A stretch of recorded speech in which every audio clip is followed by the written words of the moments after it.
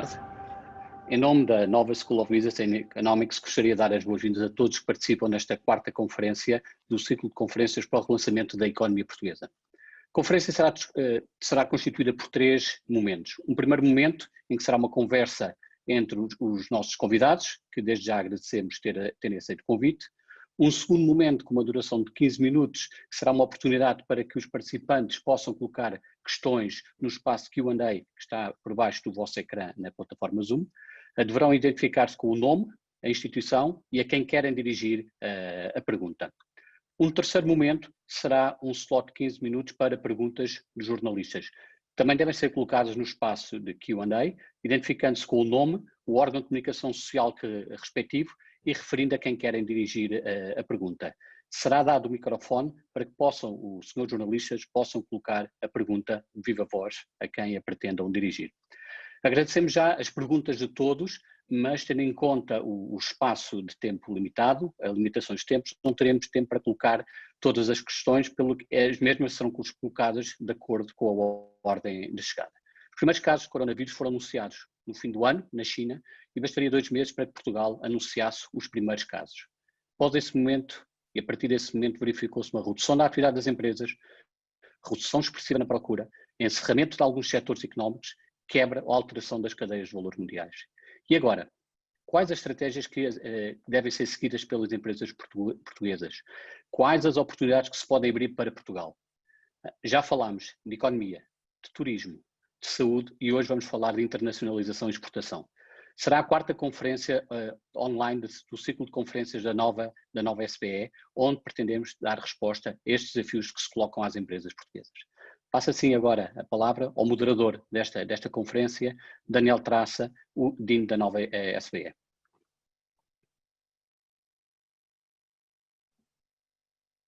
Muito obrigado, Luís. Bem-vindos a todos os que estão em casa, ou no trabalho, ou noutros sítios, a participar em mais esta conferência. A nova SBE, cumprindo aquilo que é o seu dever e o dever de todas as universidades, quer contribuir para que esta retoma da economia portuguesa, da economia de todos, seja o mais rápido possível. É nesse sentido que pretendemos trazer soluções e pretendemos trazer soluções sobretudo aos empresários, que hoje têm uma tarefa tão difícil quanto importante. Difícil porque nestas condições é preciso encontrar novas soluções para pôr as suas empresas a funcionar. Importante porque se essas soluções não aparecerem e essas empresas não funcionarem, a consequência da pandemia não se vive só na saúde, vive-se também na economia. A forma de ajudar é trazer aqui académicos, profissionais, no fundo este conjunto de pessoas multifacetado, homens da política pública, este conjunto multifacetado de pessoas para discutirem sobre os temas e trazerem novas soluções. O tema de hoje é a internacionalização. Temos num mundo em que claramente os ventos da internacionalização começam a ser cada vez mais frágeis. Muitos dizem que o movimento da globalização está a começar a andar para trás e isto não é algo que se viva só no contexto da pandemia, é algo que vem muito de trás. E é tão importante, ou mais importante para Portugal, que nos últimos 8 anos teve um sucesso económico muito forte, sobretudo à base da exportação. E portanto o desafio que se põe hoje é como é que as empresas portuguesas que fizeram mexer o ponteio económico em Portugal durante os últimos 8 anos se devem ajustar a estes ventos que vêm quanto à internacionalização e quanto à exportação, em mercados globais cada vez mais incertos, que políticas é que devem ser seguidas? Para conversar sobre isso, temos aqui 4 pessoas com uma enorme carreira e com um enorme conhecimento do que é que significa viver internacionalmente e exportar de Portugal. Passo a apresentá-los por ordem alfabética. Em primeiro lugar, o António Redondo, que é CEO da Navigator, um dos grandes exportadores portugueses. O Carlos Moreira da Silva, que é empresário, é industrial e é antigo chairman da BA Glass, outro dos grandes exportadores portugueses. O Luís Castro Henriques, que é presidente do ICEP, o organismo público responsável por facilitar e ajudar o crescimento das exportações e da internacionalização das empresas em Portugal. E por último, o Paulo Portas, professor da nova SBE e um expert nas questões de política internacional e nas dinâmicas dos mercados globais. Meus senhores, primeiro de tudo, um enorme agradecimento a vocês por terem tirado parte do vosso tempo, que eu sei que é precioso e muito ocupado, para virem auxiliar este debate que a nova SBE quer para oferecer àquilo que são as pessoas que nos estão lá em casa a ouvir. E para irmos diretamente às questões, sabendo que primeiro tiremos aqui esta conversa e que a seguir poderemos ter mais questões vindas do público, vindas dos jornalistas, como o Luís disse, para irmos diretamente às questões, eu começaria por lançar o desafio ao Paulo Portas, o desafio deste mundo. Um mundo em que os desafios da globalização já eram visíveis antes, já se falava de muitos conflitos comerciais entre os Estados Unidos e a China, mas com a pandemia as tensões geopolíticas parecem agravar-se. Aquilo que seria uma oportunidade para juntar os povos do mundo e encontrar novas formas de comunicar e novas formas de construir pontes, parece que ao contrário está a agravar as decisões que já existiam, decisões essas que são muito perigosas para o ambiente comercial internacional. E sem ambiente comercial internacional, obviamente que é mais difícil as empresas portuguesas exportarem. Portanto, a primeira pergunta é, Paulo, como é que se vê este ambiente internacional? O que é que as empresas portuguesas devem esperar? Se a globalização vai continuar a funcionar, e não só em termos internacionais globais, mas também, obviamente, em termos da Europa, que é o grande mercado de exportação para muitas das empresas portuguesas.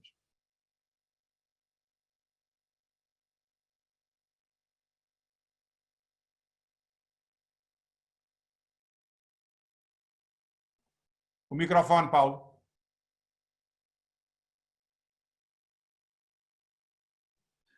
Muito boa tarde a todos, boa tarde, Daniel. Eu seria prudente quanto às adivinhações sobre as grandes transformações do mundo e já explicarei porquê. E começava por lembrar duas coisas. A primeira é que a única grave diferença do ponto de vista da migração entre a gripe espanhola, mal chamada espanhola, de 1918, e o Covid-19 de 2020 é que a gripe espanhola chegou à Europa de barco e demorou mais tempo. E o Covid-19 chegou à Europa de avião e foi mais rápido. Foi mais rápida a migração. É um bocadinho suspeito culpar a globalização de coisas que acontecem ciclicamente há séculos. E como diz um amigo meu espanhol, com muito sentido de humor, quando ouve alguém dizer agora é o fim da globalização, porque a globalização tem a culpa da pandemia, pergunta sempre, mas então deve ter sido por isso que o Péricles morreu de peste. Só para atenuar um bocadinho as precipitações da natureza ideológica. Agora, há um ponto que, lembrando que a globalização é responsável pela maior transformação de mobilidade social à escala do planeta de que há memória, e com todos os seus defeitos e limites é responsável pelo facto de 900 milhões de pessoas terem abandonado a condição de pobreza extrema, é verdade que a globalização e a digitalização são os dois pilares de uma nova ordem económica, e aquilo que a gente viu no Covid-19 é que a nova ordem económica não tem uma réplica numa nova ordem política. Esse é que é o desfazamento que o mundo está a viver. Se há uma coisa que esta crise voltou a provar, é que nós, que vivemos em globalização e em digitalização, e isso representou um conjunto de mudanças enormes na balança de poder do mundo, nós não temos um sistema internacional ou global de gestão de crises que são globais. Essa é que é, porventura, a grande lição a reter do ponto de vista geoestratégico, é que nós vivemos em nova ordem económica, de que a globalização e a digitalização são pilares essenciais, mas não temos uma nova ordem política. A gente olha para o Conselho de Segurança das Nações Unidas, estão lá os vencedores de 1946 e não estão lá continentes, subcontinentes e grandes nações que fazem parte, evidentemente, do mundo de hoje. Eu não sou, como nós estamos na Europa, gostava de... Só ontem é que me dei conta de uma projeção feita pelo economista-chefe da DG Trade, de há uns dias atrás, segundo a qual o cenário em que a União Europeia trabalha aponta para uma queda de comércio global, bens e serviços incluídos, de 10% a 16% este ano. E para os países da União Europeia, há 27, uma queda de 9% a 15% nas exportações para fora da União Europeia e uma queda de 11% a 14% para as importações de fora da União Europeia. Estamos, portanto, a falar, se quiserem, em termos de volume, em qualquer coisa como que pode chegar a 470 bilhões de euros, mais 390 bilhões de euros, pelos dois fenómenos, apenas no que concerne as exportações e importações fora do quadro europeu, e, portanto, com enorme impacto. Esta pode ser a dimensão do problema, mas há uma coisa que eu tenho a certeza. Sofrendo a economia internacional, e em particular a economia europeia e a americana, uma brutal queda súbita e porventura não demasiado longa, mas uma brutal queda no produto e nas exportações, que eu estava a mencionar, nós temos que nos dar conta de qual é que que um dos instrumentos fundamentais para a economia retomar é a retoma do comércio. E eu queria lembrar que o comércio internacional é responsável, é o primeiro fator responsável pelo crescimento global do PIB do planeta.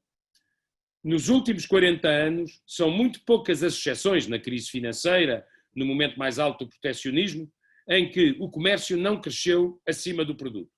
E, portanto, se nós queremos corrigir uma queda do produto, vamos precisar, outra vez, de abrir o comércio. Isso eu não tenho nenhuma dúvida. Ninguém recupera prosperidade isoladamente ou fechando-se. Se nos isolarmos e nos fecharmos, vamos empobrecer mais rapidamente. De modo que eu acho que há uma inércia natural, pela importância que tem o fator comércio no peso do crescimento global, o mundo vai precisar de, progressivamente, voltar a ter condições para exportar e para importar, que não são condições simétricas, como nós sabemos, e há alguma lentidão no processo de recuperação da China, por exemplo, prova o reverso da história, que é a dificuldade, além de outras, de exportar em condições para os mercados americanos e europeus nesta situação. Há um ponto que o Daniel citava, que eu, em todo caso, quero chamar a atenção. Nós precisamos absolutamente de reforçar o sistema multilateral. E ele está a viver um dos seus piores momentos. E isto é particularmente verdade, porque nós vemos uma tendência para relações comerciais bilateralizadas, por forma de tratado ou acordo, procurando fugir ao enquadramento da OMC. Disso são exemplos o acordo entre os Estados Unidos e o Japão, o acordo heterodoxo entre os Estados Unidos e a China de janeiro passado, ou mesmo o NAFTA novo entre os Estados Unidos, o Canadá e o México. Aqui há uma contradição radical com a linha de conduta da União Europeia, que é procurar relações dos 27 com o máximo de mercados, e devo dizer que, por muitas críticas que se façam à União Europeia em muitos tempos de resposta a muitas circunstâncias, a política comercial da União Europeia desenvolvida nos últimos anos, em pleno ciclo proteccionista, é a política comercial que permitiu o acordo com o Canadá, o acordo com o Japão, o acordo com o Vietnã, o acordo com Singapura, a atualização do acordo com o México e até um mandato para negociar com a Oceania, com a Austrália e a Nova Zelândia. Bom, aliás, aqui eu acho que a Europa está certa e que a tendência proteccionista ou isolacionista ou nativista dos Estados Unidos paga-se cara. Eu chamo a atenção com o que aconteceu com o acordo o chamado Transpacífico. Os Estados Unidos, a custo zero, porque ele não estava em vigor, saíram em 2017. Um ano depois, os países ocidentalizados, aliados no Pacífico do Ocidente, fizeram um acordo entre si, sem Estados Unidos, para conter a expansão da China, liderado pelo Japão. E 2 anos depois, a China fez o seu acordo, que é essencialmente de tarifas alfandegárias, não tem grandes estándares de outra natureza, associando países do Pacífico, da América Latina e da Ásia. E, portanto, a queda do multilateralismo e a ascensão do isolacionismo tem, entre vários problemas, tem um geoestratégico. Em globalização, todos os espaços vazios são ocupados por terceiros. Quando os Estados Unidos se retiram... alguém chega lá e aproveita. Mas deixa-me dizer exatamente, quer dizer, este contexto, quando tu dizes que não pode haver recuperação económica sem haver crescimento do comércio, mas este crescimento do comércio tem à partida uma vontade dos Estados de participarem nele. E quando nós vemos hoje, por exemplo, esta preocupação de depender da China porque é preciso ventiladores, esta ideia de que eu não posso depender da China porque as minhas cadeias de valor ficam em risco e eu não consigo produzir iPhones porque a China... Toda esta lógica, mais todo o conflito entre os Estados Unidos e a China, não pode levar a que, no fundo, esta falta de vontade de apostar no comércio internacional possa ser um obstáculo à recuperação da economia internacional e, portanto, portuguesa no mundo pós-Covid? Daniel, a pergunta é absolutamente pertinente e eu gostava de chamar a atenção para isto. A questão dos Estados Unidos com a China veio para ficar. Quem ganhar a eleição presidencial de novembro, os Estados Unidos perceberam que são uma potência incumbente ameaçada por uma potência emergente ou desafiante. E essa é a condição do mundo novo.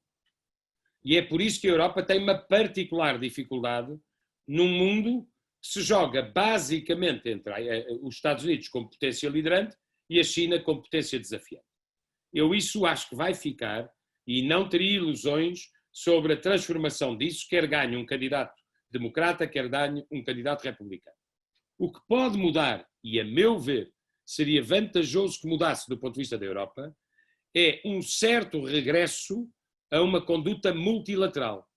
Uma coisa é a questão estratégica dos Estados Unidos com a China. Outra coisa é, por exemplo, no quadro da OMC, neste momento, por um bloqueio na nomeação dos juízes por parte dos Estados Unidos, não haver instância de apelo. É na OMC que se podem resolver muitos conflitos e litígios comerciais. Neste momento, a instância de apelo da OMC está paralisada. Não há juízes. E, portanto, os casos não prosseguem. De tal maneira que a União Europeia está a procurar convencer o Japão a fazer, nos termos do próprio tratado da OMC, uma instância paralela de apelo. Isto é um exemplo prático de como as coisas não podem continuar como estão. Ou seja, nós precisamos de um sistema de gestão internacional de crises, isso inclui o comércio, a globalização não é ilimitada, se puder ser um pouco mais regulada, sem prejuízo da liberdade económica, no essencial, isso será um ganho, mas, curiosamente, já agora um pequeno detalhe, Daniel, se nós viermos a ter, como penso que teremos, um tratamento ou uma vacina que vença definitivamente o medo desta pandemia e que tenha condições de acesso universalizáveis e permita diferenciar preços entre economias emergentes e economias desenvolvidas, é porque há um tratado no quadro da OMC, chamado Tratado TRIPS, mais exatamente, que permite uma concertação em matérias de saúde pública, em matéria de formação de preço e de acesso das populações aos tratamentos ou às vacinas, ou seja, é curiosamente um instrumento da globalização. O que é o ponto relativamente à reindustrialização ou é evidente, e a mim parece-me que as empresas as empresas tiram lições até com maior rapidez que os Estados. É evidente que o Ocidente se deu conta que nas cadeias de fornecimento há uma excessiva dependência, eu não diria apenas da China, porque também não me parece justo, mas há uma excessiva dependência da Ásia e de alguns países da Ásia, nomeadamente da China, produto por produto, relativamente a bens hospitalares ou bens ou a equipamentos de saúde, a ventiladores, a EPIs, à capacidade de produção em massa de medicamentos ou de tratamentos. E daí nasce uma tendência geral na Europa de uma certa revisão dos termos da relação comercial com a China, é um ponto relevante para as nossas empresas. Isso não começou com o Covid, vem de antes, a ideia de um screening sobre o investimento asiático, para ser exato, chinês na Europa, foi uma ideia inicial do presidente Macron, é muito acarinhada pela comissária Vestager e alguma coisa vai acontecer nessa matéria, sendo que eu chamo a atenção para um país como Portugal, se houver um excesso de veto sobre investimentos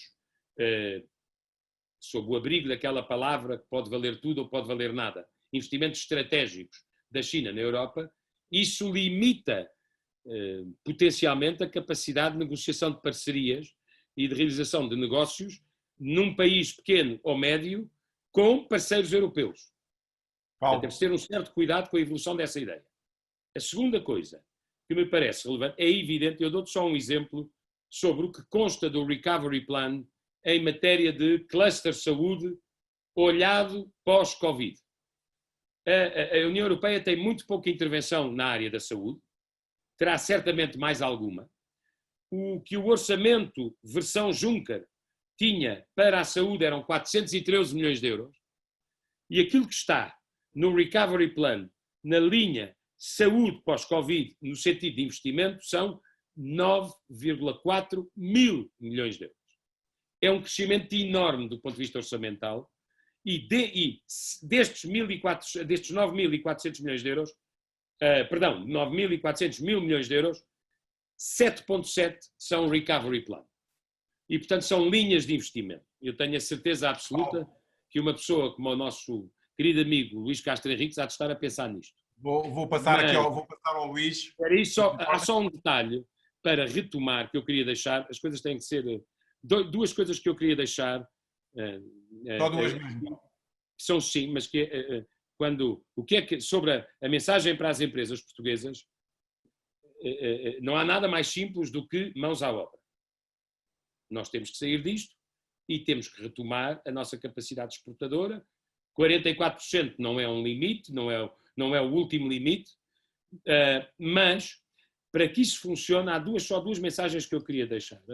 Nós não podemos atrasar-nos em nenhum fator que dá competitividade ou tira competitividade às empresas portuguesas.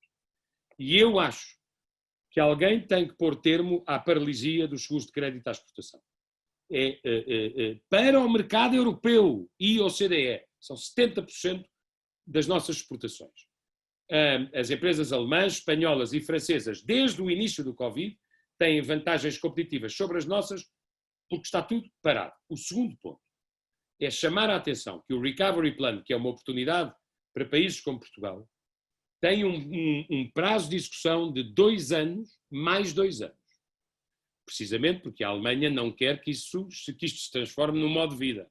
E como não quer um tesouro europeu, colocou este limite para fazer as concessões que fez. Tem que ser gasto 60% nos primeiros 2 anos e 40% nos 2 anos seguintes. Isto não aconselha excesso de complexidade nas ideias que Portugal venha a ter.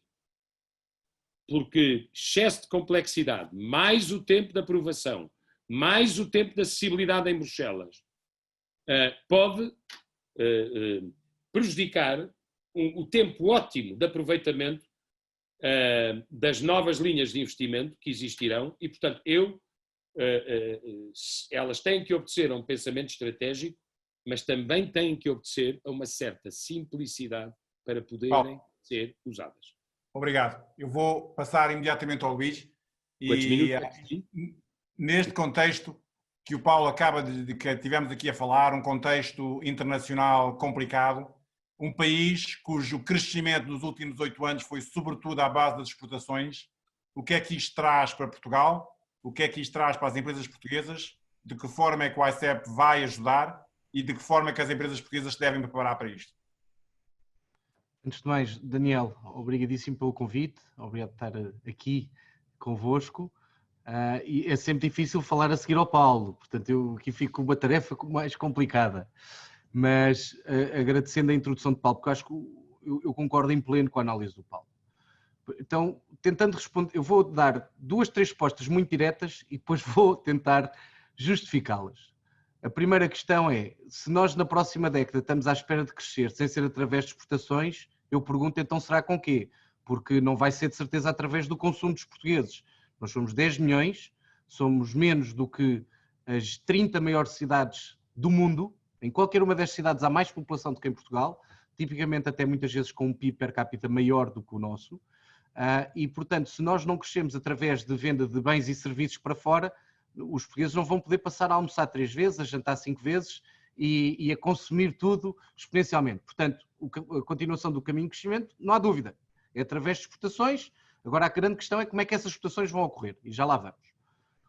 A segunda questão é o enquadramento global. Hoje nós dizemos que ele é muito, muito complicado, porque estávamos habituados a 2014, 2015, em que, de facto, a globalização não era minimamente questionada, ou pelo menos de forma estrutural, não tínhamos assim grandes brigas no horizonte, mas se formos a ver, hoje em dia a globalização é muito mais fácil, mesmo com algumas incertezas no horizonte, do que ela era há 20 anos, ou há 25 anos, seja por motivos tecnológicos, seja por motivos de barreiras comerciais, seja por vários motivos estruturais que tínhamos há 20 anos e que entanto desapareceram.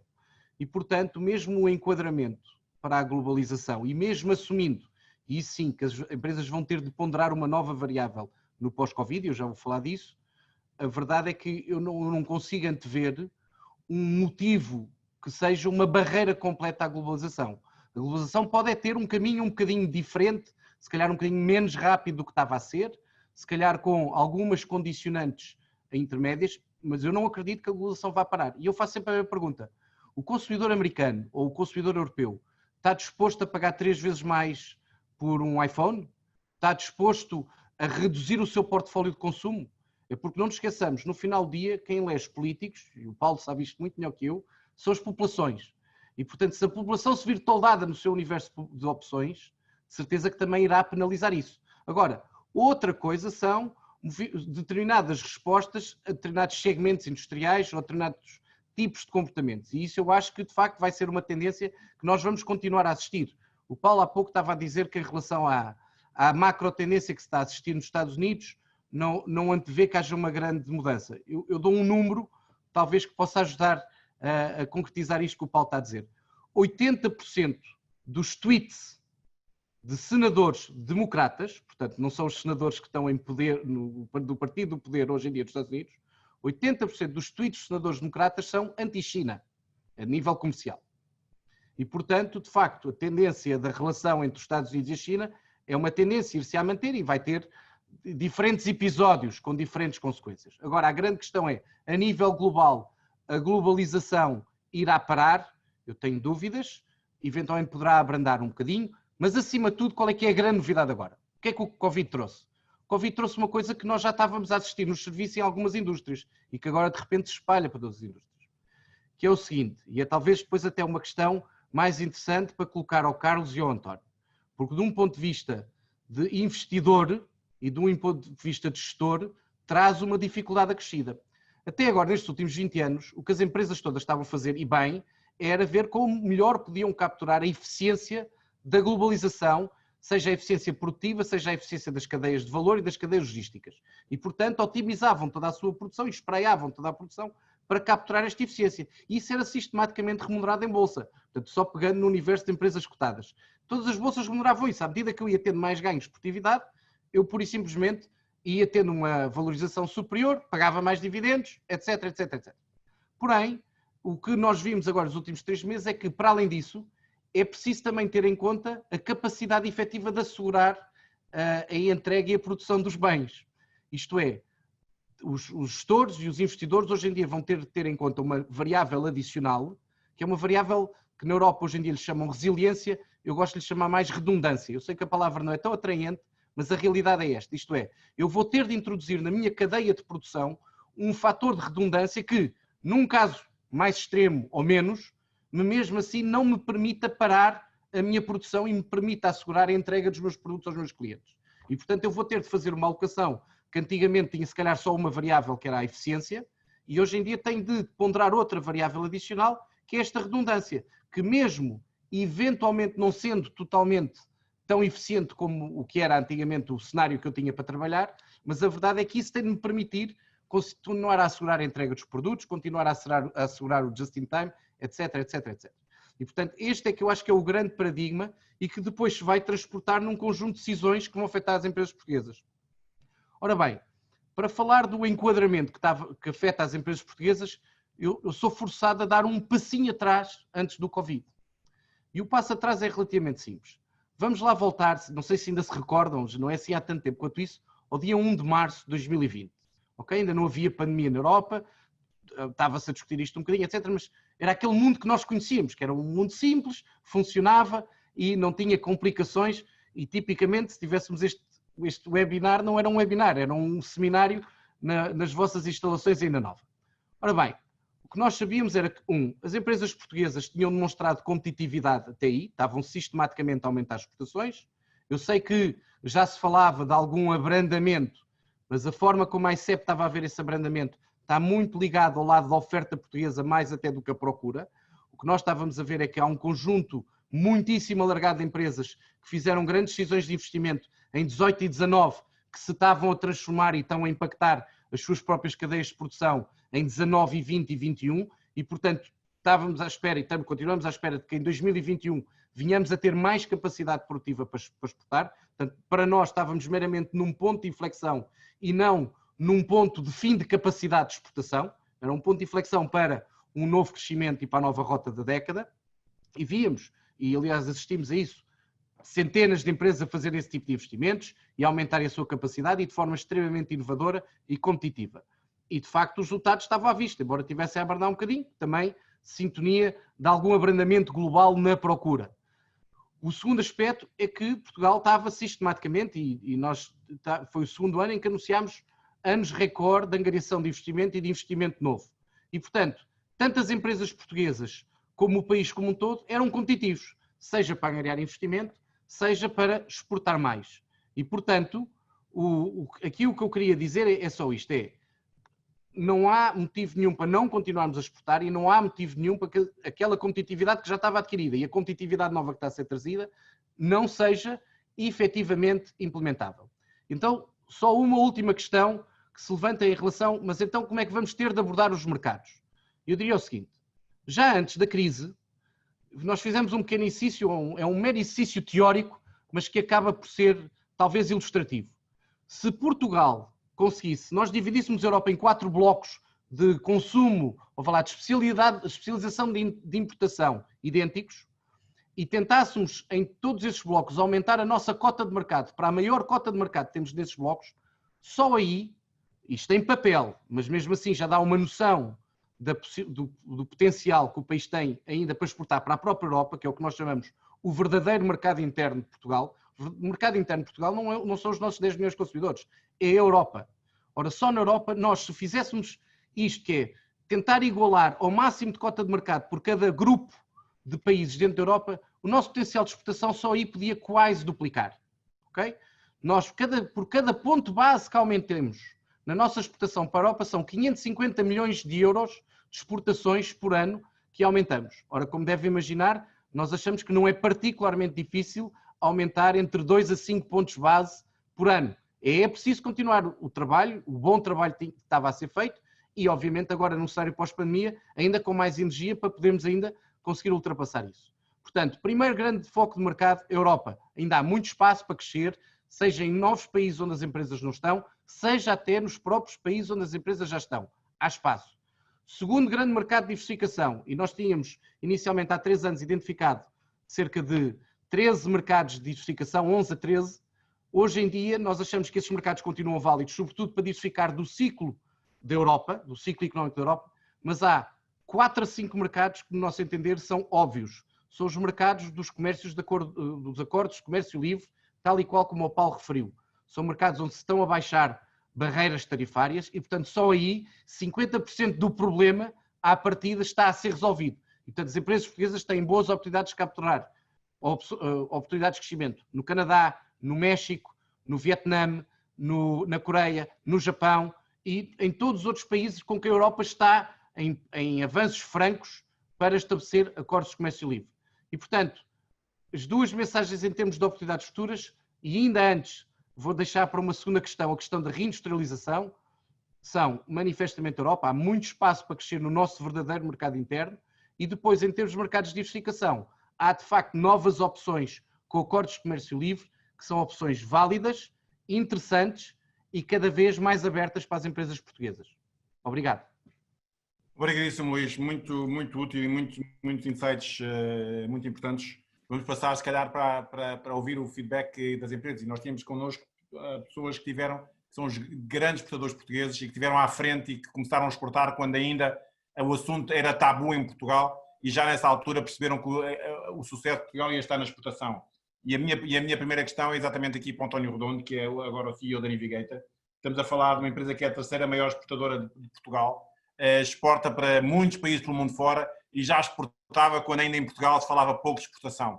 E a questão que eu ponho, António, é exatamente esta, por um lado, o que é que se faz se Portugal precisa de exportar, como o Luís acaba de dizer, o que é que as empresas precisam de fazer, o que é que as empresas precisam de fazer mais, e olhando agora sobretudo para este contexto de crise em que vivemos, de que forma é que uma empresa exportadora se deve posicionar, continuar à procura de novos mercados e continuar cada vez mais à procura, ou ser mais cuidadosa e mais aversa ao risco e tentar solidificar nos mercados onde está.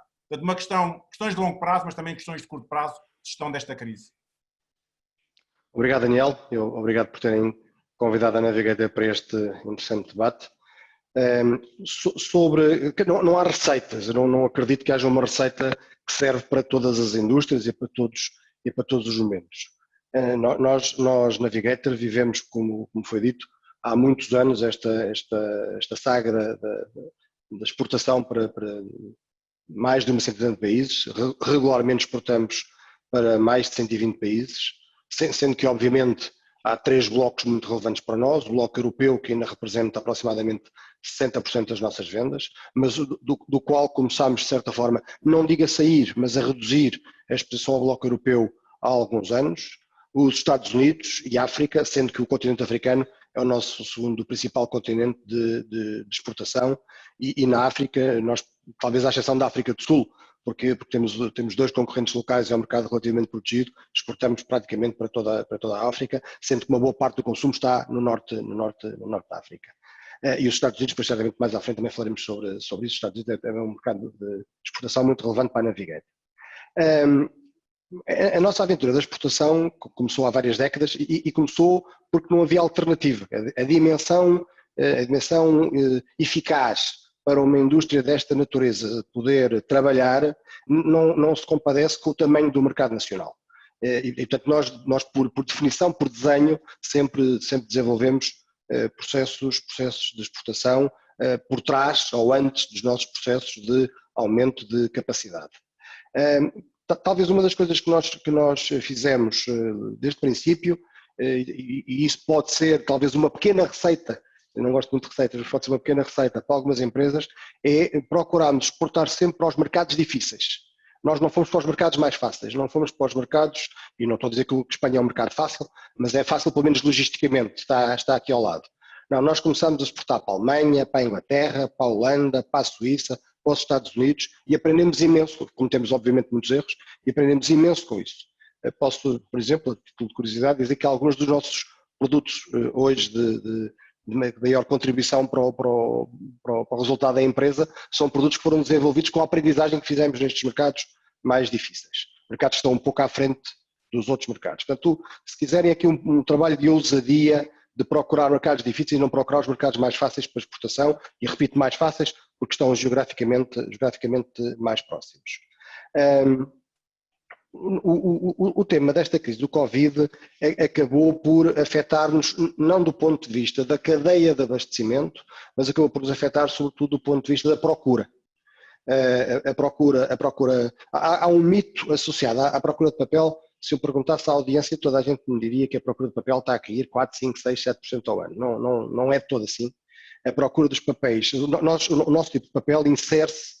Nós temos vários negócios, eu já deveria ter começado por aí, vou chegar aí a seguir, mas o nosso negócio principal, que é o negócio de papel de impressão escrita, é um segmento do macro segmento mais abrangente, onde estão papéis de vários tipos para impressão escrita, e nós produzimos o segmento chamado de papéis uncoated wood free.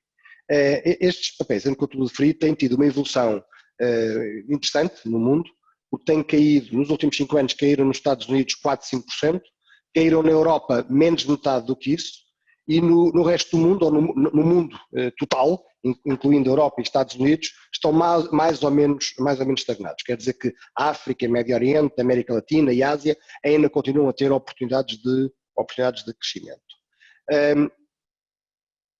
Paralelamente a este negócio, nós temos um negócio de uma matéria-prima base, que é a pasta de celulose, com a qual fazemos papel, que integramos em papel, e o negócio da pasta de celulose é um negócio verdadeiramente global. A pasta de celulose é produzida nas zonas onde há floresta e é exportada para as zonas onde há consumo. Acontece que países como, por exemplo, a China, são países onde há muito pouca floresta, ou pelo menos muito pouca floresta para este tipo de indústrias. Há florestas para outro tipo de indústrias, mobiliário, folhados, etc., mas menos para a indústria da pasta de papel, pelo tipo de espécies adequadas para produzir pasta e papel nessas geografias. A floresta é produzida no norte da Europa, é produzida no sul da Europa, particularmente em Portugal e Espanha, é produzida na América Latina e é produzida no norte dos Estados Unidos, sobretudo, e no Canadá. E os países consumidores são hoje, sobretudo, os países asiáticos, do lado da pasta. Então, obviamente que o setor da pasta sofreu um primeiro embate com o início do Covid no final do ano passado e princípio deste ano, no negócio da pasta, que é um negócio que vale aproximadamente 10% do turnover da Navigator. O que fizemos aí foi simples, é um trabalho que também temos feito ao longo dos anos, foi procurar diversificar geografias, aproveitarmos o momento em que a Europa ainda estava com um comportamento mais interessante, mais dinâmico do que a Ásia, para vender um pouco mais na Europa. Quando a Europa começou a abrandar, desviamos um pouco de volume para fora da Europa. Temos um outro negócio de produção de energia verde, de energia a partir de biomassa.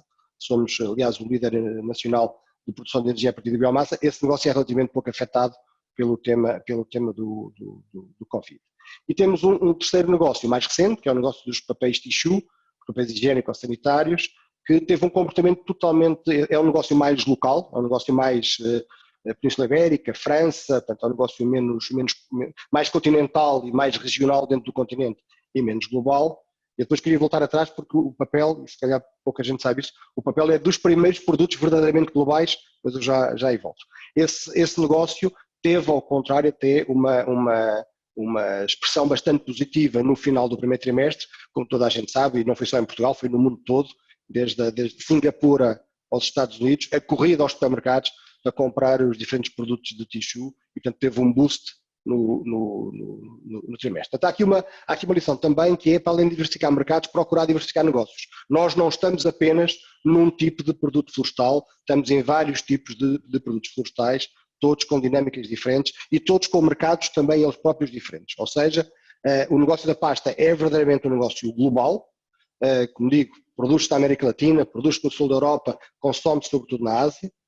O negócio do papel é um negócio largamente continental, nós somos uma exceção, basta dizer que nos nossos concorrentes europeus, aproximadamente 80% das vendas deles é feita no território europeu, no continente europeu, nós somos cerca de 60%, portanto exportamos mais que os nossos concorrentes para fora da Europa, e o negócio de tissue, isto também tem muito a ver com a própria forma como o produto viaja. O produto tissue, porque é um produto menos denso, viaja pior do que viaja a pasta e viaja a papel, é um negócio mais localizado, mais regional, mais subcontinental.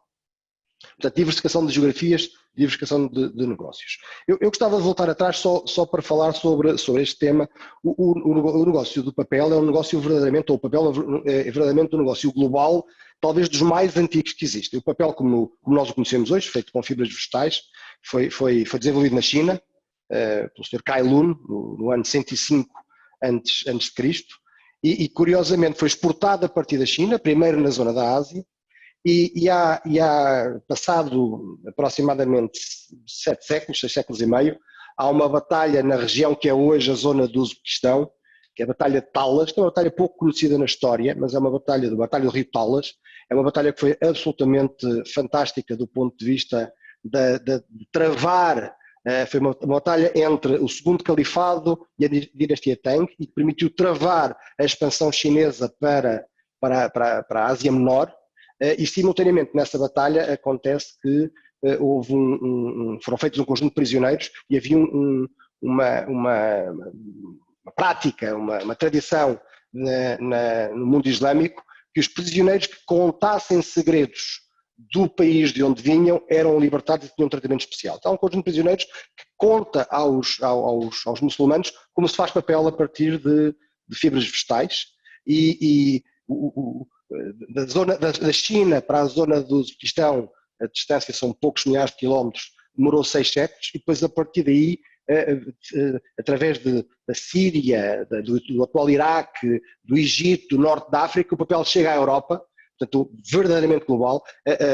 Isto tem a ver com a famosa Silk Road. A Silk Road não era apenas uma Silk Road, a Silk Road era também, a primeira Silk Road, era também um trading de cavalos, por exemplo, e era também trading de papel, começou com trading de papel. Vou-lhe só pedir para... Muito bem. Portanto, o ponto é, o papel é um primeiro produto global e é hoje, um dos primeiros produtos globais, e é hoje claramente um produto global, e nós defendemos-nos de alguma forma, estando presentes em todas estas geografias. Muito obrigado, António. Carlos, a BA Glass foi também talvez um dos primeiros países, uma das primeiras empresas em Portugal a pensar que o país era pequeno e que era preciso ter-se uma força presença. E ainda por cima, com uma dimensão de inovação, de modelo de negócio muito, muito radical para aquilo que era habitual em Portugal. Um bocadinho dos segredos, do que é preciso, como é que as empresas portuguesas podem crescer, inovar, tornarem-se mais internacionais e depois como é que tudo isso se faz no contexto que é aquilo que vivemos hoje, neste contexto da pandemia, com os riscos que ela tem para o comércio internacional que temos estado aqui a referir. Muito obrigado, Daniel, muito obrigado pelo convite. Bom, o sucesso da BA é felizmente acompanhado por muitas outras empresas portuguesas que souberam internacionalizar-se da forma que para cada um fazia mais sentido. Eu não gosto de dar receitas genéricas para negócios que são muito diferentes e que têm quer dinâmicas competitivas, quer fatores de competitividade muito distintos. Nós ouvimos o exemplo da Navigator, que é extraordinário e duradouro desde o tempo da Soporcel, há umas dezenas de anos, mas há muitos mais. E eu gostava aqui de citar 3 exemplos que, porque escolheram modelos de negócio diferentes, tiveram sucesso internacional. A Logoplast, a Albus e a Parfois. Em áreas diferentes, todas conseguiram, como a BA, ter uma presença internacional. E estes modelos de negócio tiveram que ser inventados para serem capazes de competir à escala global. E muitos deles, tal como o António referiu, nasceram assim porque Portugal é pequeno. Portanto, não é possível ter escala sem olhar para mercados. Se nos estivermos agora na base de empresas industriais, há 2 fatores que me parecem muito, muito importantes e que o António também já referiu. O primeiro é descomoditizar os produtos.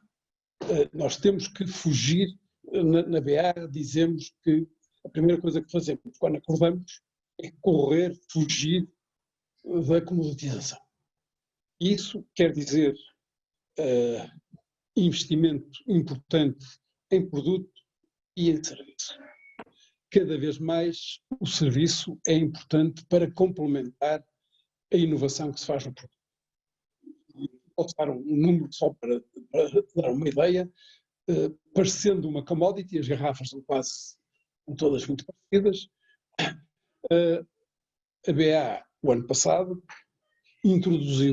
fez cerca de 5 novos projetos por semana, um por dia, e introduziu no mercado 200 novos produtos, portanto, 4.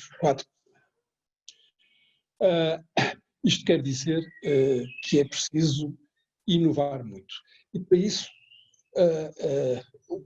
o segundo ponto, o desenvolvimento de produto e uma cultura de qualidade do produto e do serviço. Isto, como o António dizia, faz-se escolhendo os clientes mais exigentes. Eu muitas vezes tenho dito isto e algumas vezes sou atacado. Não tenho nada contra Angola, mas Angola não é o mercado que nos faz desenvolver. Nós precisamos dos mercados e de clientes muito exigentes. Eu lembro há 20 anos, a BA, que só tinha uma base industrial em Portugal, estava para a Espanha, com uma generalidade dos exportadores portugueses, com desconto. A percepção de qualidade, a percepção de serviço, a percepção de que a mão de obra é mais barata, leva ou fomentava um desconto, mesmo em Espanha. A BA decidiu atacar o mercado espanhol com duas vertentes importantes. A primeira foi escolher os clientes mais exigentes do setor alimentar e, em particular, dos boiões para alimentos de crianças, que são os mais exigentes de todos, este vetor, e o outro vetor foi investir em Espanha e começar a ser espanhol e não português. Essa foi um caminho que valeu a pena.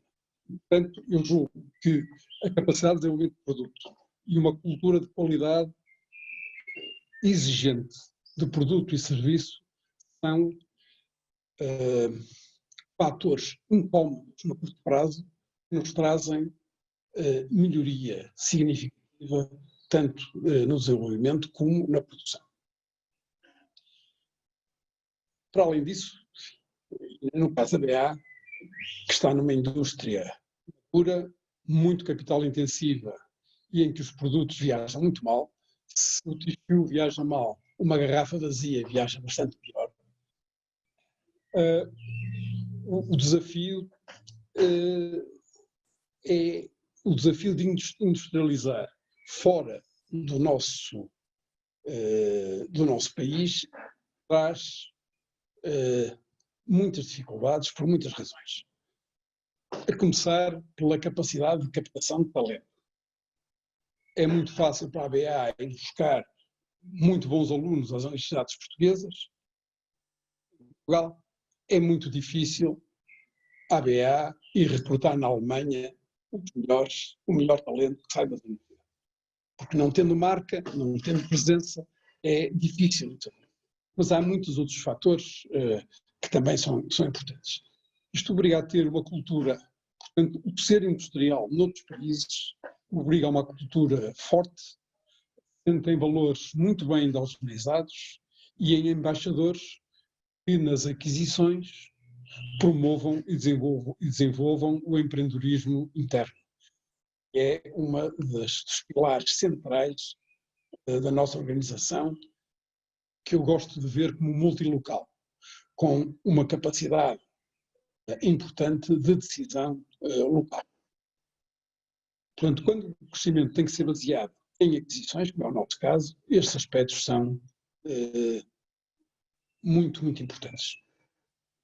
Finalmente, o nosso modelo de negócio exige aquilo que o Luís referiu anteriormente, e o Paulo também, é a excelência operacional.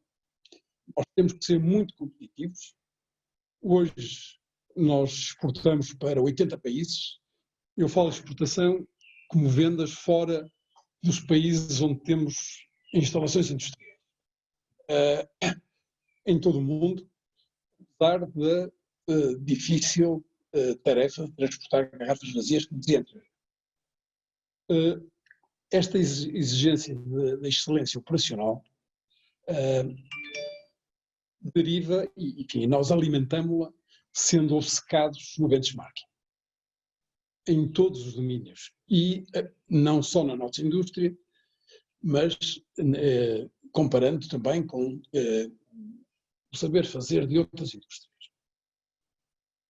Neste caso, a BA tem demonstrado de forma consistente que é capaz de adquirir e transformar, mantendo há 13 anos a melhor performance operacional do mundo, com a diferença de margem EBITDA entre os 6 e os 8 pontos, que nunca foi abaixo de 3. Isto há 13 anos seguidos, sem exceção. Portanto, a situação por um lado, de ser multilocal, por outro lado, de ter uma cultura industrial de benchmarking permanente e de eficiência permanente permite-nos ter os custos que ajudam a chegar mais longe com. Relativamente ao futuro, e tanto na Europa como no mundo, a BA tem sempre o radar de largo espectro ligado à procura de oportunidades de aquisição. E temos gerido o balanço para podermos aproveitar as oportunidades que vão surgindo. Eu sei que este é um dos aspectos menos positivos da generalidade das empresas industriais portuguesas, em os balanços fracos. Ter um balanço forte é um aspecto essencial para quem quer ter por aquisição. Mas neste domínio, e voltando a um ponto que tanto o Paulo como o Luís referiram, aquilo que me preocupa mais, vendo numa perspectiva de mais longo prazo, é o crescimento da tendência dos ataques ao multilateralismo que pode exacerbar, já tem exacerbado, e que agora na recuperação da Covid pode voltar a acontecer, exacerbar, dizia eu, os nacionalismos políticos e económicos e fustigar o comércio internacional. Mas como o espaço vazio é sempre ocupado, vamos estar atentos, preocupadamente atentos, para melhorar. Eu relembro que na última crise, de 2008 a 2012, em que todos os nossos concorrentes perderam vendas, nós crescemos anualmente abaixo dos 10%, muito próximos. E fizemos-lo porque soubemos investir numa altura em que outras empresas com sedes internacionais noutros países viam que Portugal e Espanha eram território proibido para o investimento. Nessa altura, os investimentos que fizemos, e eu tenho pena que não tenham sido mais em Portugal, os investimentos que fizeram permitiram ganhar uma cota de mercado, que depois está instalada. E, portanto, saber crescer em situações de crise é também uma forma de nos reposicionarmos e aproveitarmos essa oportunidade. Carlos, se calhar vou pegar aqui e trazer, se calhar, uma questão que já foi se calhar vou-lhe dar tempo só para concluir, porque para podermos só passar às falar questões. sobre o efeito da pandemia. Afetou bastante a atividade da BA Classe, mas com consequências muito menos severas do que em muitos outros setores industriais. O encerramento de restaurantes e bares em toda a Europa afetou o consumo de bebidas, que são servidas maioritariamente em embalagens de vidro. Felizmente, a alimentação, que é o nosso mais importante segmento, há um crescimento considerável, derivado de maior utilização de refeições em casa, e conseguimos ter uma agilidade suficiente para fazer a adaptação das linhas de produção a este segmento, o que teria sido impossível sem uma capacidade grande de empreender e de decidir localmente. Obrigadíssimo, Carlos. Eu se calhar vou pegar aqui algumas questões e vou ligar outras que eu também tinha. Há questões que estão a ser postas aqui no chat, que eu tenho aqui que me surgiram. E a primeira questão eu vou lê-la e vou ligar a uma questão que eu próprio tenho aqui. Diz assim: relativamente às exportações, alguém que é aluno da nova SBA e que está numa marca de FMCG, a pergunta é sobre os principais desafios. E a extinção da dificuldade financeira, e o Carlos levantou muito bem esta questão, o músculo financeiro sendo muito importante numa atividade de internacionalização, para, sobretudo, se envolve a aquisição. A seleção mais acertada de mercados, que foi um ponto que foi levantado também pelo António e pelo Carlos também, quer dizer, escolher os mercados mais difíceis para exatamente, à custa disto, tornar-nos mais performantes. e a procura de ferramentas financeiras, nomeadamente com a questão dos seguros de exportações que o Paulo levantou. E se calhar eu já venho aqui à parte mais das empresas, ao Carlos e ao António, mas se calhar lançava aqui o Luís e o Paulo, numa forma muito rápida a responder esta questão.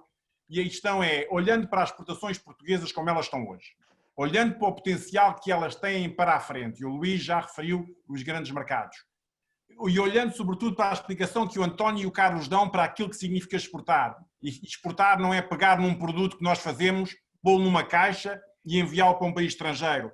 Exportar é gestão de risco, exportar é músculo financeiro, exportar é inovar, exportar é experiência operacional. Como é que vocês veem a capacidade das empresas portuguesas de continuarem e de fazerem este salto, que é o salto de pôr o produto numa caixa e enviar para um país estrangeiro e transformar-se realmente numa empresa internacional que tem uma estratégia de inovação, uma estratégia de produto, uma estratégia de operação que é fundamentalmente pensada a nível internacional. Luís, Paulo, estamos prontos para isto? É por aqui que se faz o futuro da economia portuguesa? Ou ainda há um trabalho a fazer das empresas portuguesas, exportadoras, para se tornarem verdadeiras empresas internacionais? Luís, começo contigo e depois deixo o Paulo terminar no fim. Ok, primeiro, se as empresas portuguesas estão preparadas, eu diria que sim, na sua larga maioria, pelo menos das 23 mil exportadores recorrentes. Eu quando estava a ver o elenco deste painel, eu de facto a minha primeira reação foi, ora aqui estão duas grandes, enormes exportadoras, mas de facto são das duas com mais músculo financeiro que eu conheço. E portanto isso de facto é um óbice que a larguíssima maioria das nossas empresas têm e é um aspecto absolutamente fundamental. Uma das coisas que eu digo sempre é o seguinte, antes de começar sequer o processo de internacionalização e de exportação, a primeira coisa que as empresas têm de perceber é o seguinte, primeiro, onde é que há a procura efetiva do meu produto e em que moldes? Porque às vezes não é de certeza, ou muito provavelmente não vai ser tal e qual como eu o vendo cá. Portanto, tenho de me preparar para isso, tenho de inovar, tenho de planear, porque não vale a pena pensar, ok, agora eu adapto isto e está feito. Não, tenho de planear e acima de tudo tenho de planear também financeiramente. Quando há pouco o Carlos referia ao planeamento estratégico, o planeamento estratégico tem várias vertentes. Uma primeira vertente de capacidade e competitividade, segunda de cadência depois de descomoditização do meu produto ou de criação de inovação e variação do produto, não só para adaptar localmente, mas para garantir que depois vou mantendo sempre a competitividade e vou mantendo sempre um passo à frente dos meus concorrentes. E terceiro, perceber quais são todos os recursos que eu preciso para isso. Porque eu preciso de recursos financeiros, preciso de pessoas bem treinadas para isso e preciso de pessoas completamente dedicadas a isso. E portanto, eu acho que o que nós vimos nos últimos anos é que sim, há já muitas empresas que fazem isso, mas podem fazer melhor. E o que é fundamental é de facto encetarem este processo de planeamento e planeamento estratégico. Quando eu digo estratégico é porque ele é dinâmico. Não é acharem que o mercado vai sempre manter-se igual. É não, eu vou entrar no mercado e com o meu efeito, o que é que isto vai ter impacto noutros e o que é que eu vou fazer. E nós temos assistido a desafios desses pelo mundo fora. Felizmente, a larga maioria das empresas portuguesas tem conseguido adaptar-se. E para confirmar, para terminar com um exemplo simples, nós tivemos uma empresa que não é concorrente desta que fez a questão, que eu conheço bem, mas é outra empresa do setor agroalimentar que quando começou a pandemia, uma série de distribuidores alemães disseram-nos, nós para a cesta básica faltam-nos X milhões de toneladas destes produtos e mandaram-nos uma longa lista de produtos. Nós mandámos aos nossos clientes e dissemos, ok, quem é que tem capacidade sedentária, porque estamos em pandemia, portanto, vamos ver se também não falha em Portugal, mas quem é que tem capacidade de sedentária dos produtos? E houve umas quantas que responderam e o que eu achei mais piada foi uma das empresas não exportava para a Alemanha. E então a primeira questão foi, mas como é que eu vendo? Eu tenho que ter o produto em alemão, tenho que ter tudo adaptado nas quantidades que os alemães consomem disto e o que tiveram de fazer foi em 4 dias inventar um novo formato do seu produto e conseguiram. E não estamos a falar de empresas da dimensão e da escala do Carlos ou do António, mas a verdade é esta empresa só conseguiu fazer isto porquê? Porque já exportava, estava muito bem preparada e, portanto, conseguiu só fazer esta pequena alteração ao seu produto para o colocar naquele mercado. Graças a isso já entrou nesse mercado e só para vos dizer, este ano, graças a essas transações, já cumpriu os seus objetivos de exportação para o ano inteiro. Oh, Luís, eu acho que é fundamental estas estratégias emergentes que em Portugal se gosta de usar o produto, o nome do desenrasca, mas eu acho que para estarmos nestes mercados de exportação e temos de ter isto feito com muito mais método e com muito mais capacidade. Portanto, eu acho que não haja dúvida que esta empresa só conseguiu fazer isso porque já tinha método. Estamos a falar de uma empresa que já exportava para o Norte da Europa. Por acaso não exportava para a Alemanha este produto. E, portanto, é óbvio que só por estar preparado é que conseguiu ter este comportamento oportunístico. Isso era o que eu estava a dizer. Isso é o passo fundamental. Agora, eu concordo, nós não podemos achar que o nosso desenrasca, aliás, eu conto sempre isto, eu só conheci outro país no mundo que tenha uma palavra igual à nossa do desenrasca. Não, das minhas viagens todas, nunca descobri, só há um, que é a Índia, e que utiliza uma palavra que é muito semelhante ao nosso desenrasca e o conceito que se chama o jugado, que é exatamente, é a shoestring operation. Pá, com uma coisa pequenina, como é que eu consigo resolver aqui um problemão? Mas a verdade é não. Para a internacionalização, de facto, o desenrasca não pode ser método. Eu confirmo isso. Agora, também digo que quem tem método e está preparado, depois há coisas boas que lhe podem acontecer, mesmo em pandemia. Oportunidades, claro. Paulo, há uma pergunta que foi posta aqui que eu vou ler, que diz assim: qual o impacto dos fundos europeus no fortalecimento do tecido empresarial português? E se calhar eu alargava mais esta questão para ver naquilo que é o Recovery Plan, e tu falaste muito disto, e sobretudo naquilo que é a política pública e na capacidade que a política pública pode ter para fazer aquilo que o Luís e que o Carlos e o António estão a dizer, quer dizer, no fundo, transformar este processo de internacionalização português de uma lógica de desenrasca, de pôr as coisas num pacote e enviá-lo para um país estrangeiro, e ter esta lógica de inovação, de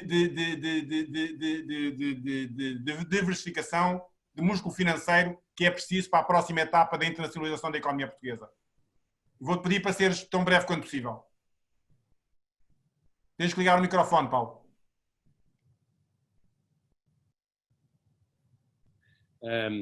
Daniel, eu começava por lembrar que os momentos em que as empresas portuguesas mais se viraram para o exterior corresponderam a crises difíceis no mercado interno. Normalmente havia um paralelo entre a exiguidade ou a dificuldade no mercado interno e a tentação e a sedução e a inovação de ir para fora. Esta conjuntura é ligeiramente diferente e, portanto, mais difícil e talvez por isso também mais interessante. É que não há mercados que estejam bem. Ou seja, embora de forma assimétrica, e eu teria isso presente, a ideia de que eu vou procurar virar-me mais para o setor exportador não tem à partida geografias que nós possamos dizer que já recuperaram intensamente ou que o vão conseguir fazer. Embora, e este é um segundo ponto que eu tomaria nota, só por distração é que se diz que a pandemia é simétrica, porque a pandemia nem é simétrica nas origens, nem é simétrica nas retomas, nem quanto ao timing, nem quanto aos setores. E, portanto, cada caso será um caso. Agora, parece evidente que a Ásia, como confinou primeiro, e refiro à Ásia, não apenas a China, tenderá a recuperar primeiro em termos de calendário.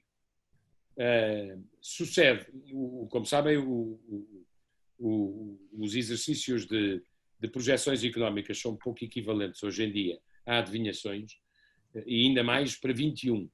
Mas a verdade é que, se o Fundo Monetário Internacional estiver perto da verdade, a China é a economia que decai menos relativamente em 2020 e a que mais recupera face ao perdido em 2021.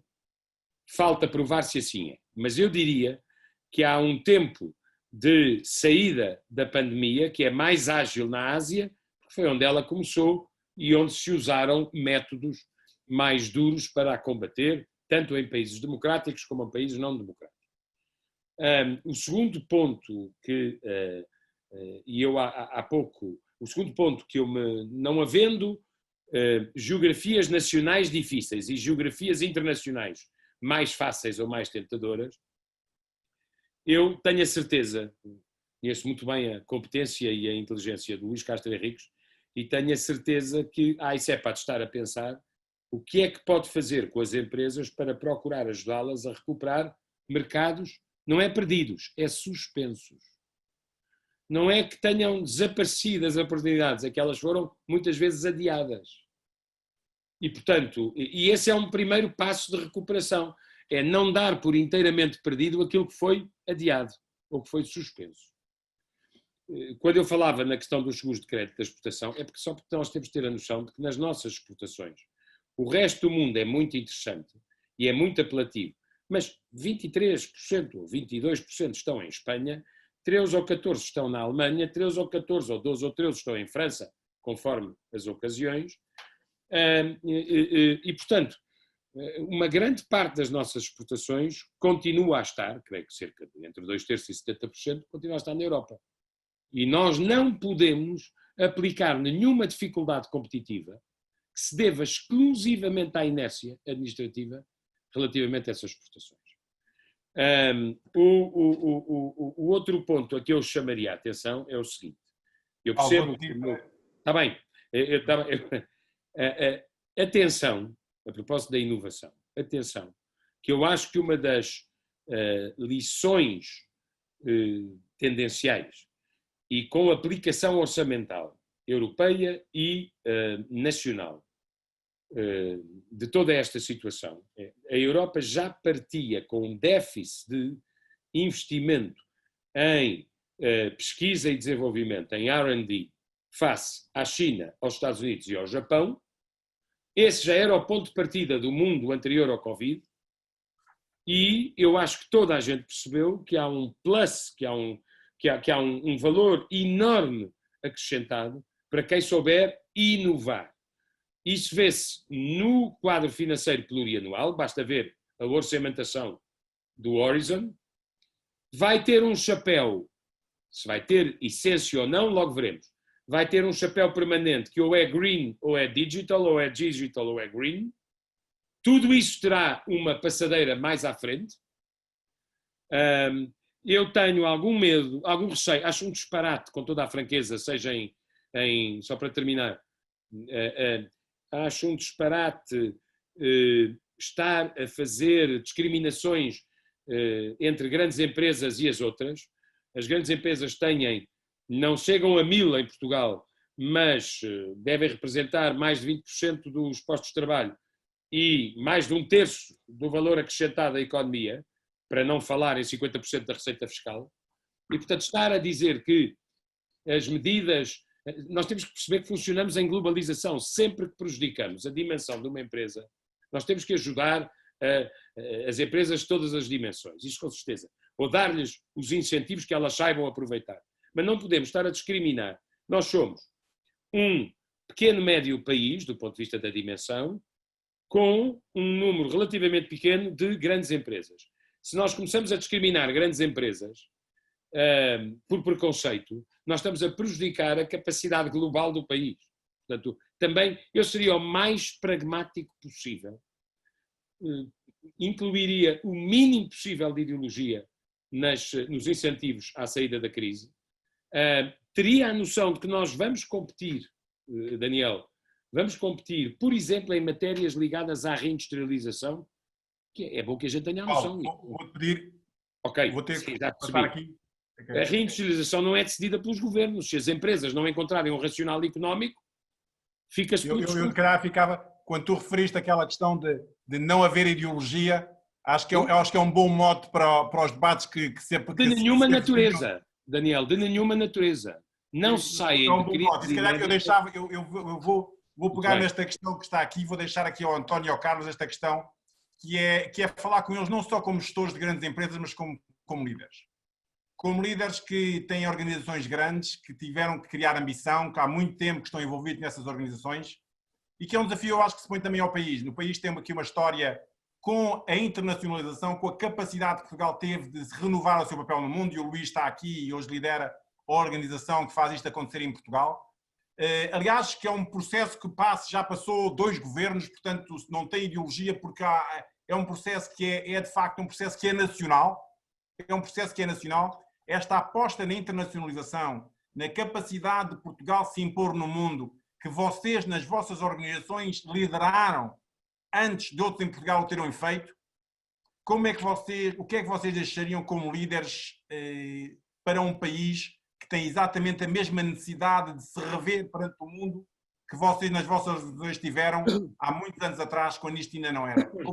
Como é que o país aborda isto, já não só como uma empresa, mas como um país inteiro, de se tornar mais competitivo e de adquirir um papel importante para si próprio na Europa e no mundo. Carlos, se calhar começo consigo e depois deixo as palavras finais ao António. Daniel, eu como dizia há pouco, o problema do balanço é um problema endémico da indústria portuguesa. Portanto, eu gostaria de ver o Governo encontrar incentivos para recapitalizar as empresas. E isto não é só fazendo fundos de risco ou de quase capital disponível. Eu há muito tempo que preconizo uma coisa que não é nunca aceite, que é o IRC devia acabar. O IRC devia acabar porque o dinheiro que fica na empresa é melhor utilizado pelas empresas é pelo Estado. Uma coisa é diferente relativamente aos dividendos. Os dividendos devem ser taxados. Mas se eu dou-lhe um número, a BA paga de impostos totais mais ou menos a mesma quantidade que investe. O que é uma barbaridade.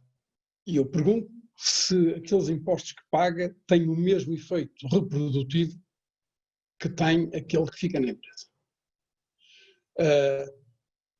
Eu julgo que esta é uma questão nacional muito importante que não tem tido cuidado por parte dos governos. Se é com o IRC ou se é de outra forma, enfim, haverá outras formas. O IRC para mim é emblemático, que é, primeiro, o número de empresas que paga IRC ainda é relativamente pequeno. E, portanto, não é um custo tão exagerado. Aqui há muitos anos eu sugeri que bastava acabarem com as portagens, com as autoestradas sem portagem para substituir o valor do IRC. Este parece-me um aspecto importante. O outro aspecto é reforçar aquilo que já disse: digitalização, inovação e modelos de negócio que sejam corajosos e que sejam capazes de buscar perspectivas diferentes na indústria. António, se calhar, depois destas recomendações do Carlos a um novo capítulo na história do país, quais são as suas? Fica difícil acrescentar, mas três ou quatro ideias que penso que se aplicam às empresas como se aplicam ao país e quase que à lei de síntese, porque elas já foram todas mais ou menos verbalizadas. O Carlos falou em cultura, eu vou utilizar o mesmo termo, talvez de uma forma um bocadinho mais forte: obsessão. A obsessão pela qualidade, onde entra o tema do serviço e da descomoditização, a obsessão pela inovação e pelo conhecimento. O país pode apostar e deve apostar mais na inovação e conhecimento, e a inovação não é só a inovação de produto, é a inovação de processos, é a inovação de formas de comercialização, não há só inovação em produto, e controle de custos. Eu agora passava para 3 ou 4 linhas associadas a isto, também para como o país pode competir para a frente. Eu diria 2 ou 3 genéricas, o Carlos já tocou uma, que é o tema da fiscalidade. Eu relembro que a última vez que contei, nós entre taxas e impostos na nossa empresa pagamos cerca de 20. Para além do montante em si, a complexidade do sistema fiscal não ajuda as empresas. Há um tema particularmente importante para Portugal, e eu julgo que isso afeta a empresa do Carlos como afeta a nossa, que são os custos de energia, sobretudo quando comparamos com alguns dos nossos concorrentes no estrangeiro. Nós estamos a pagar, a indústria paga um custo de energia superior aos seus concorrentes no estrangeiro. No caso das indústrias também há um tema de custos de pessoal. Fez-se um trabalho de flexibilização da mão de obra que foi interessante nos últimos anos, deixou-se cair novamente esse trabalho. É necessário voltar a olhar para ele, encontrar obviamente mecanismos de proteção, mas não subcarregar as empresas com custos de pessoal que não devem ser os custos da empresa.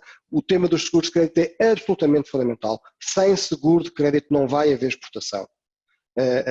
E sempre que há uma crise, nós vimos isso, particularmente em 2008 e 2009, vimos menos, obviamente, nas crises de dívida soberana, mas vimos novamente agora as seguradoras de crédito, obviamente, tratam do seu negócio e procuram retirar coberturas, o que limita dramaticamente a exportação. No caso do nosso setor, há um outro tema absolutamente crítico, que é a matéria-prima. Nós provavelmente, não somos apenas o terceiro exportador, nós somos certamente o primeiro exportador em valor acrescentado bruto. Nós trabalhamos essencialmente com inputs nacionais e somos limitados na matéria-prima. O país tem capacidade de produzir mais matéria-prima, mais floresta, e por um enviesamento ideológico nós somos obrigados a importar matéria-prima, nomeadamente da América Latina e rapidamente, espero, também de África. Mas havia capacidade de produzir em Portugal, aliás, criando condições no interior mais diversificado e com mais dificuldade económica de desenvolver matéria-prima adequada a esta indústria. Matéria-prima que em Portugal é única. Eu posso, curiosamente, há pouco mais de um ano, estive numa conferência internacional na China e falava-se do eucalipto português, o eucalipto globus, nessa conferência como o príncipe dos eucaliptos. Tal é reconhecida a sua qualidade e a qualidade que imprime nos produtos que são feitos na sua base. Voltava ao conhecimento para dizer o seguinte, e falando um pouco para o futuro, o que é que o país poderia fazer. O país é um país que tem a dimensão que tem, pode certamente aproveitar de alguma forma a sua localização geoestratégica, as pontes que consegue fazer, que soube fazer no passado e conseguirá fazer no futuro, com o Médio Oriente, com a África, com a América Latina, pode aproveitar a sua fachada atlântica para ter portos mais competitivos. Outra das dificuldades dos exportadores é o sistema dos portos nacionais, que não é suficientemente competitivo. O país pode e deve apostar em indústrias sustentáveis e tem capacidade de o fazer. E no conhecimento, eu diria que há 3 ideias ou 4 ideias relevantes que o país deveria desenvolver.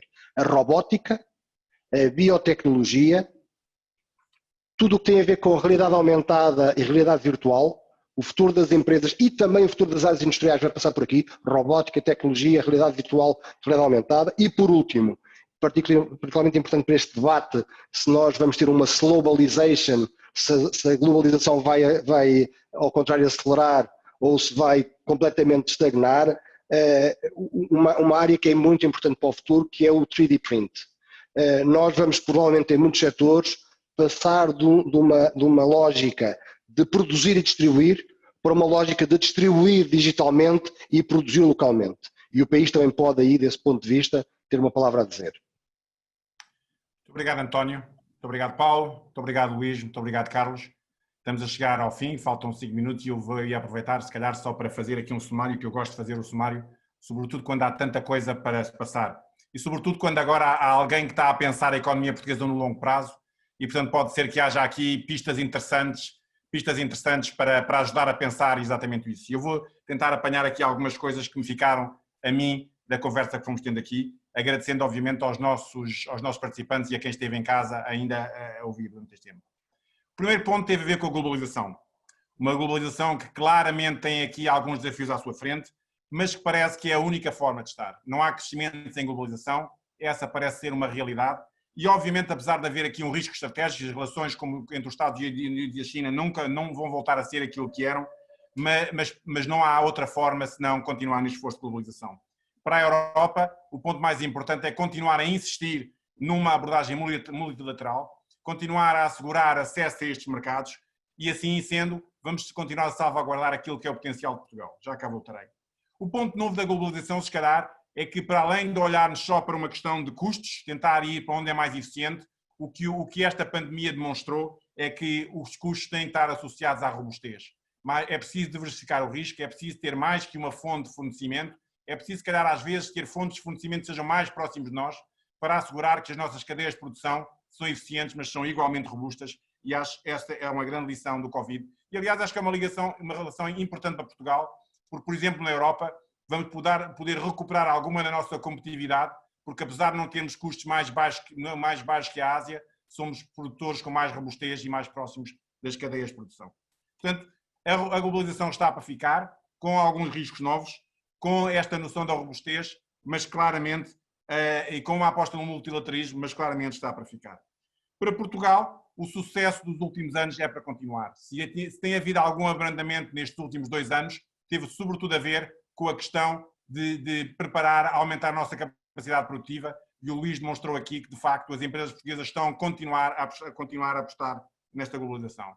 Os novos mercados estão aí, a Europa vai continuar a ser o grande mercado de destino, mas as parcerias bilaterais que a Europa está a fazer com países como o Canadá, o México, o Vietnã, a Coreia ou o Japão, e até a nova grande parceria com a América Latina, o novo acordo de comércio livre com a América Latina, apontam mercados nos quais as empresas portuguesas devem continuar a apostar, porque são mercados onde o acesso a partir da Europa será muito facilitado.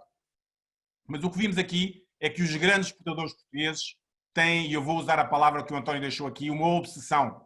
A obsessão de exportar não é uma obsessão de vender no mercado internacional. É uma obsessão de transformar a nossa própria empresa e de preparar a nossa própria empresa para um novo desafio da internacionalização. Falou-se aqui da procura da excelência, de ir procurar os mercados, se calhar onde é mais difícil para podermos aprender e tornar-nos mais fortes. Falou-se aqui de diversificação, de tentar ir para vários mercados e assegurar que temos esta capacidade de estar em vários mercados. Falou-se e a palavra foi usada aqui, de descomoditização, de novos modelos de negócio baseados em serviço que nos permitem entrar com mais força nos mercados internacionais. Falou-se da excelência, outra vez, da qualidade, e falou-se também da necessidade do músculo financeiro. As empresas portuguesas desta nova fase da internacionalização da economia portuguesa não podem ser só empresas que empacotam e vendem, têm que ser empresas que são internacionais, que têm músculo financeiro, que buscam esta qualidade, onde os seus CEOs são capazes de pensar em internacionalização antes mesmo de pensar em própria empresa. E as duas são sinónimos. Mas neste momento o Covid muda, e não muda só o impacto do Covid, como temos estado aqui a falar, mas muda sobretudo que vem aí um grande plano europeu, um plano que tem muito dinheiro, como foi aqui referido, e para esse plano é fundamental que as empresas portuguesas e o Estado português se posicionem. A questão dos seguros de crédito foi aqui referida mais que uma vez, é fundamental que as empresas portuguesas tenham apoio relativamente a estes seguros de crédito. A questão da falta de complexidade para sermos capazes de executar, o plano de apoio financeiro europeu não é só uma questão de fazer, não é só uma questão de pensar, é uma questão de executar e executar rapidamente para não perdermos dinheiro. Falou-se aqui do foco no green e no digital, que serão os grandes espaços onde este plano estará, e falou-se também da necessidade do país continuar a trabalhar na competitividade das suas empresas. Fiscalidade, energia, custos com pessoal, mais uma vez os seguros de crédito, o funcionamento dos portos e a tecnologia são os pontos para se estar. E agora que mais uma vez se fala do futuro de Portugal, de preparar o futuro de Portugal, as receitas estão claras. As receitas são claras. Tirar partido do dinheiro que neste momento vem da Europa, continuar a desburocratizar e a simplificar a vida das empresas portuguesas, mas também uma exigência do lado das próprias empresas que se pense mais internacional, que se pense mais longo prazo, que se vá buscar um músculo financeiro e que se transforme Portugal, de facto, num país onde as exportações deixam de ser só uma quimera, deixam de ser só um objetivo, deixam de ser só um número, mas passam a estar na forma de gerir a empresa. Eu acho que é isso que se tira daqui desta reunião, é que às vezes pensamos nas exportações como um número, exportações como o PIB, e o que se percebe é que por trás disso está todo o mindset na forma como se gera uma empresa que tem que se alterar, e eu acho que este é o desafio que se põe, francamente, não só à política pública portuguesa, mas sobretudo a cada uma das empresas em Portugal para esta nova fase. Eu ficava por aqui, são 4h31, deixámos aqui algumas pistas importantes para a política pública, mas deixámos certamente muitos desafios às empresas, e o que vamos fazer a seguir é reunir tudo isto e passar a quem direito para continuar a refletir, para que aquele que foi este sucesso dos 8 anos que Portugal tem vivido se transforme num sucesso que não seja só um sucesso em ultrapassar crises. Já sabemos que somos muito bons a ultrapassar crises, mas temos que ser muito bons a aproveitar as crises para nos transformarmos e para sermos muito mais sustentados no progresso que trazemos, porque esse progresso das empresas é o único que é capaz de acrescentar salários aos trabalhadores. Ficava por aqui e agradecendo a todos a vossa presença. Reuniremos mais tarde a continuar a pensar naquilo que será importante para Portugal. Muito obrigado a todos e até uma próxima oportunidade.